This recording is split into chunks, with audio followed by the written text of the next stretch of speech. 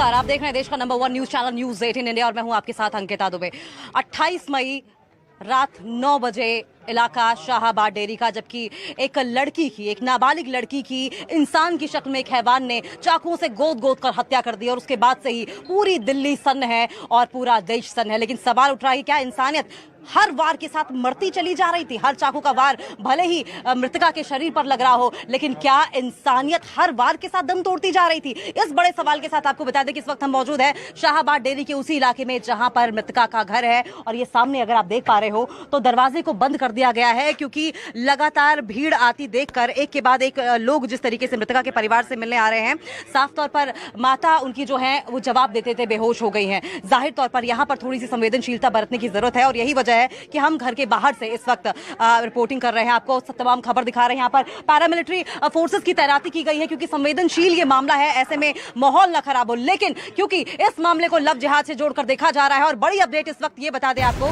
कि सूत्रों के हवाले से जानकारी मिल रही है कि गिरफ्तारी के वक्त साहिल के हाथ में जिस तरीके से कलावा था और गले में रुद्राक्ष की माला थी, इस पर एक जानकारी निकलकर सामने ये आई है। पूछताछ के दौरान साहिल ने ये बताया है कि जो कलावा है वो एक पीर बाबा ने उसे दिया था और रुद्राक्ष की जो माला है वो जब हरिद्वार गया था तो उसने वहां पर खरीदा था। लेकिन जिस तरीके से कलावा और रुद्राक्ष उसके शरीर पर पाया गया है, जाहिर तौर पर अब इसमें लव जिहाद का एंगल भी देखने की कोशिश की जा रही है और ऐसे में पुलिस इस एंगल से भी लगातार जांच कर रही है कि कहीं ऐसा तो नहीं है कि अपनी पहचान छिपाकर लड़कियों को फंसाने की कोशिश की जाती रही हो। और इसी खबर पर और ज्यादा जानकारी के लिए हम रुक कर लेंगे हमारे सहयोगी अमित पांडे बवाना थाने के बाहर से जुड़ गए हैं। अमित, लव जिहाद का जो एंगल है उस पर अब कहीं ना कहीं पुलिस जोर दे रही है।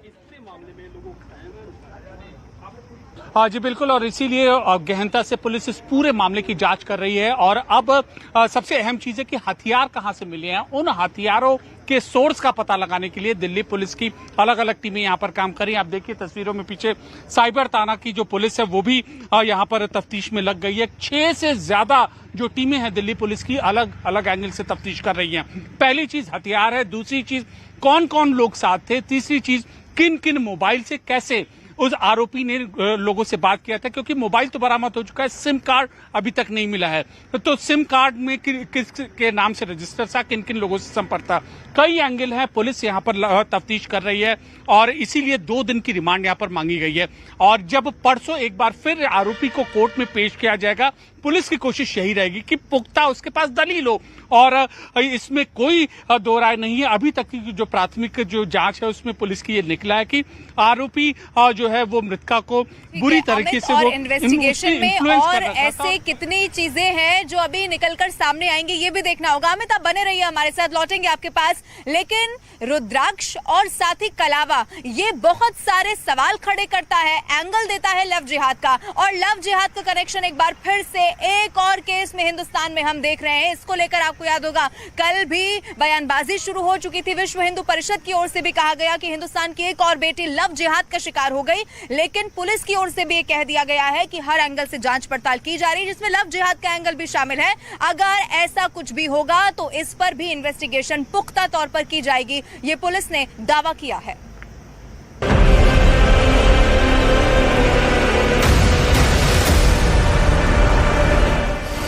लव जिहाद की आड़ में दिल्ली में दरिंदगी। जो लव जिहाद की बीमारियां शुरू हो गई हैं और उसके अंदर कत्लेआम किया जा रहा है, शरेआम मारा जा रहा है। पहचान छिपाकर हिंदू लड़की से दोस्ती। रुद्राक्ष की माला भी डालता था, वो शौक दिखाता कि मैं हिंदू हूँ पर वो हिंदू नहीं है। प्रेम जाल में फंसाकर हैवानियत की हद पार। पहचान बदल के, रूप बदल के और लड़कियों को अपने झांसे में लेना और फिर प्रेम के जाल में उलझाना और फिर उनकी नृशंस हत्या कर देना। कलावा का छलावा और लव जिहाद की साजिश। सारे जो है प्रूव के सारे तरीके, सारे साइंटिफिक इन्वेस्टिगेशन के जो तरीके हैं वो इस्तेमाल किए जाएंगे। दिल्ली में नाबालिग की हत्या के बाद सनकी साहिल गिरफ्तार हुआ तो दिल्ली पूछती रही कि उसने लड़की को क्यों मारा, किस मकसद से मारा और उसकी सनक के पीछे क्या इरादा था। साहिल आपने मर्डर किया, क्या मामला है? साहिल बोलो क्यों मारा आपने? लेकिन हर सवाल पर वो खामोश रहा। कुछ नहीं बोला, एक आवाज नहीं निकली उसके गले से। लेकिन बुलंदशहर में गिरफ्तारी के दौरान जो तस्वीरें आई हैं, उसने कई सवाल खड़े कर दिए। आम दिखने वाले साहिल ने दाहिने हाथ में कलावा पहन रखा था, लेकिन खुद को हिंदू लड़के की तरह पेश करने का ये इकलौता सबूत नहीं है। सोशल मीडिया इंस्टाग्राम से उसकी एक तस्वीर सामने आई है। इस तस्वीर में उसने गले में रुद्राक्ष की माला पहन रखी थी। बताया गया कि साहिल की तस्वीर 10 महीने पुरानी थी। 10 महीने पहले भी वो लड़की के संपर्क में था, क्योंकि पुलिस की जांच में जो बातें सामने आई हैं, उसमें दावा किया गया है कि साहिल लड़की को काफी पहले से जानता था। अब सवाल है कि मुस्लिम होते हुए भी साहिल कलावा क्यों पहनता था? रुद्राक्ष की माला पहने फोटो साहिल इंस्टाग्राम पर क्यों डालता था? दुनिया के सामने साहिल खुद को हिंदू लड़के की तरह क्यों पेश करता था? क्या इसके पीछे उसका कोई मकसद छिपा था? सूत्रों के मुताबिक पुलिस ने इस मामले में कई एंगल से जांच शुरू कर दी है, जिसमें लव जिहाद का एंगल भी शामिल है। मतलब पुलिस भी ये मान रही है कि इसमें लव जिहाद का एंगल छिपा हो सकता है, क्योंकि दिल्ली में नाबालिग की हत्या के बाद लड़की के एक दोस्त ने इसे लेकर बड़ा शक जाहिर किया था। दावा किया गया कि साहिल ने लड़की से दोस्ती के दौरान अपनी पहचान छिपाई। है वो लड़का अपना नाम साहिल बताता है, उसने पूरा नाम साहिल नहीं बताया था, पर वो साहिल मुस्लिम है और यहाँ का है वो लड़का। सौंफ के दिखाता था, वो में रुद्राक्ष की माला भी डालता था। वो सौंफ दिखाता कि मैं हिंदू हूँ, पर वो हिंदू नहीं है। क्राइम की कहानी का एक पहलू है कि साहिल ने अपनी पहचान छिपाकर लड़की से दोस्ती की और बाद में उसकी हत्या कर दी। लेकिन उसके इंस्टाग्राम से आए एक वीडियो ने उसकी मंशा पर दूसरा सवाल खड़ा कर दिया है। उसने एक वीडियो पोस्ट किया है जिसमें वो ये कहता हुआ सुनाई दे रहा है कि ये दुनिया शांति से जीने नहीं देती, आतंक उठाना जरूरी है। मतलब उसके जहन में आतंक की कोई साजिश चल रही थी और 28 मई को दुनिया ने उसके खौफनाक इरादों की बानगी भी देखी, जब उसने दिल्ली में सरेआम एक नाबालिग लड़की को चाकू से गोद कर मार डाला। जो लव जिहाद की बीमारियां शुरू हो गई हैं और उसके अंदर कत्लेआम किया जा रहा है, शरेआम मारा जा रहा है, और अभी तक भी लड़के के परिवार के लोगों ने कोई इसके ऊपर अफसोस जाहिर नहीं किया, या किसी मौलाना ने या इस धर्म के बड़े लोगों ने कोई ऐसा दुख जाहिर नहीं किया कि हम इसको स्ट्रांगली कंडेम करते हैं, हम इसके खिलाफ बोलते हैं। ये बड़ी दुखदाई बात है। मैं जरूर कहना चाहता हूँ, तो क्या सच में सनकी साहिल के दिमाग में ऐसी कोई साजिश चल रही थी? क्या उसने जानबूझकर नाबालिग लड़की को अपने प्यार के जाल में फंसाया और जब लड़की उसके खौफनाक इरादे को भाप गई तो उसने उसका कत्ल कर दिया? हमेशा पहचान बदल के, रूप बदल के और लड़कियों को अपने झांसे में लेना और फिर प्रेम के जाल में उलझाना और फिर उनकी नृशंस हत्या कर देना, ये सारी चीज़ें मैं सुनने के बाद बहुत ही मेरा मन बहुत परेशान है, विचलित है। क्योंकि लड़की की हत्या के बाद साहिल के सोशल मीडिया के कई चैट सामने आए, जिसको लेकर दावा किया गया है कि साहिल की कई लड़कियों से दोस्ती थी और ये बात उसके नाबालिग दोस्त को पता चल गई थी, जिसके बाद से वो साहिल से पीछा छुड़ाना चाहती थी। लेकिन जब साहिल ने देखा कि उसकी नाबालिग दोस्त उससे अलग हो रही है तो उसने उसकी हत्या कर दी। दिल्ली में एक और नाबालिग बेटी हो गई लव जिहादियों का शिकार। जिस तरह से साहिल ने रात को सरेआम राजधानी दिल्ली के अंदर दर्जनों चाकुओं से, मोटे मोटे पत्थरों से और लातों से इस नाबालिग बेटी को नृशंस तरीके से मारा, उसने संपूर्ण देश को हिला के रख दिया। दिल्ली में नाबालिग से दरिंदगी और उसकी हत्या के आरोप में गिरफ्तार साहिल पूरी तरह फंस गया है। लेकिन जिस हैवानियत से उसने लड़की की हत्या की, उसने कई सवाल खड़े कर दिए हैं। और सबसे बड़ा सवाल है कि क्या उसके अंदर इंसानियत नाम की चीज है भी या नहीं। चलिए आपको इस वक्त हम बताते हैं और दिखाते हैं कि वारदात को अंजाम देने और गिरफ्तारी के बीच के 18 घंटे तक साहिल कहां रहा और उसने क्या कुछ किया। ये हम आपको एक एक करके 18 घंटे का पूरा उसका रोड मैप बताएंगे। देखिए, सबसे पहले शाहबाद डेरी दिल्ली लड़की की हत्या करता है। वो कल की ये घटना होती है और जिसने भी वो तस्वीरें देखी, हर किसी की रूह कांप गई। और उसके बाद रिठाला दिल्ली का एक इलाका जहां पे वो जिस चाकू का इस्तेमाल किया उसको छिपाने के लिए, यानी हथियार छिपाने के लिए इस लोकेशन का इस्तेमाल करता है। उसके बाद वो वहां पर हथियार को फेंकता है, फिर वो चला जाता है उत्तर प्रदेश के बुलंदशहर अपनी बुआ के घर पर और यहीं से आरोपी गिरफ्तार होता है, जिसके बाद वो कई चौंकाने वाले खुलासे भी करता है। बुलंदशहर में वो जाता है और उसके बाद वो वहीं पर रात गुजारता है, सोता है, अच्छी नींद लेता है। ये उसकी बुआ के परिवार की तरफ से बताया गया।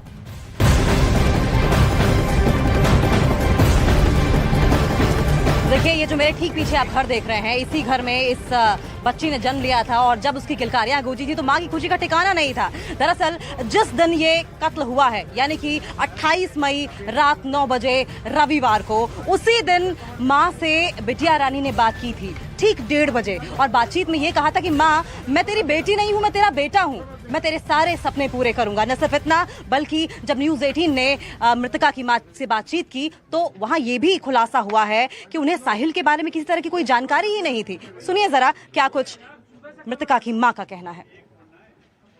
तो पागल हो गई। सिर्फ ये सुना तो कोई कहने लगा कि साहिल नाम का लड़का मारा, यही मैं वहाँ जानी थाने में, उससे पहले कुछ नहीं। बिटिया का शरीर देखा क्या आपने? मैं नहीं मुझे नहीं सर मैं देख ही नहीं सकती थी, ऐसे उल्टी हुई। अच्छा, फिर आखिरी बार आपने उसी दिन 1:30 बजे बिटिया से बातचीत की? हाँ, 1:30 बजे अच्छे से बात करी। मम्मी मैं तेरा बेटा बन के दिखाऊंगी, मैं वकील बन के दिखाऊंगी, वकील बनूंगी, मैं आगे पढ़ाई करके। हमने कहा ठीक है बेटा, मम्मी तू बहुत कष्ट में रहती है, मैं तू बहुत गरीब है, मैं तेरे को पढ़ लिख के तेरी बहुत मदद करूंगी। इतनी बात मेरे से मेरी लड़की बात की। ऐसा लगता है कि अपने सपने पूरे करके आपका नाम रोशन करना चाहती थी बिटिया? हाँ, मैम कहती थी मैं तेरा नाम, मैं तेरे बेटा बन के, बेटी नहीं बेटा बन के दिखाऊंगी। वो बेटा बन के आज दिखा दी, मेरी से दुनिया छोड़ के चली गई। वो बेटी जो सपने पूरा करने चाहती थी, लेकिन इस आरोपी ने उसे मौत के घाट उतार दिया। और न सिर्फ मौत के घाट उतारा, उसे एक ऐसी मौत दी जो आज पूरा देश देख रहा है। आज पूरा देश उसे देखकर, उस तस्वीर को देखकर रो रहा है। इस वक्त की एक और बड़ी खबर इसी मामले से जुड़ी हुई जो मिल रही है वो भी मैं आपको बता देती हूँ। अब जानकारी ये मिली है कि जिस वक्त उस आरोपी साहिल ने उस लड़की को चाकुओं से गोद कर रख दिया, उस वक्त वो शराब के नशे में धुत था। ये जानकारी मिल रही है, ये बड़ी खबर हम आपको बता रहे हैं। सूत्रों के हवाले से खबर है कि जेलसी की वजह से उसने इस वारदात को अंजाम दिया। पुलिस ने आरोपी का मोबाइल जरूर बरामद कर लिया है, लेकिन अभी भी जो सिम कार्ड है वो पुलिस के हाथ नहीं लग सका है। यानी कि आप सोचिए कितना शातिर अपराधी था, और इस शातिर अपराधी का कोई क्रिमिनल बैकग्राउंड नहीं होगा, ये अभी भी मानना बहुत ज्यादा मुश्किल है। और यही खंगालने की पुलिस की तरफ से लगातार कोशिश की जा रही है, क्योंकि जिस मानसिक प्रवृत्ति का वो व्यक्ति था, वो शख्स था, उसके सोशल मीडिया प्रोफाइल को भी देखकर ये समझा जा सकता है कि वो आदतन अपराधी जरूर रहा होगा। अमित पांडे ज्यादा जानकारी के साथ मेरे साथ इस वक्त लाइव जुड़ रहे हैं। अमित, जानकारी अब ये है कि सर पर खून तो सवार था ही, लेकिन नशे में भी वो उस वक्त धुत था। अभी न जाने कितने ऐसे काले कारनामे उसके होंगे, करतूत ऐसी होंगी जो उसने अपने जीवन में की होगी, जो इन्वेस्टिगेशन के बाद खुलकर सबके सामने आ जाएगा। अमित जी, परत पुलिस इस पूरे मामले की तफ्तीश कर रही है, लेकिन यहाँ पर बवाना थाने की दूसरी ओर जहां हम खड़े हैं वहां पर हमने पुलिस वालों से बात की। रात भर ये थाने में था आरोपी, पुलिस ने उससे पूछताछ की, लेकिन पुलिस का यही कहना है कि उसको अपने किए पर कोई पछतावा नहीं था। इतना जघन्य हत्याकांड उसने अंजाम दिया, लेकिन उसे उसके चेहरे पर कोई शिकन नहीं थी, पहली चीज। दूसरी, जो भी सामान्य दिनचर्या थी वह उसने अपनाई, यानी कि उसके लिए एक नॉर्मल चीजें थी ये सारी चीजें करना। और तीसरा, उसने बहुत पहले से सोच रखा था कि इस हत्याकांड को अंजाम देना था, सही समय और सही वक्त वो ढूंढ रहा था, और इसी के तहत उसने इस पूरी साजिश को अंजाम दिया। तो ये तीन चीजें पुलिस के सामने यहाँ पर साफ है। अब पुलिस उन कड़ियों को जोड़ रही है, कौन कौन लोग उन लोगों ने उसका साथ दिया, मोबाइल कहाँ से लिया, हथियार कहाँ से लिया, इन कड़ियों को जोड़ने का काम चल रहा है। और संभवतः जब परसों एक बार फिर अदालत के सामने उसको पेश किया जाएगा, कई अहम राज और होंगे जिनका और अमित,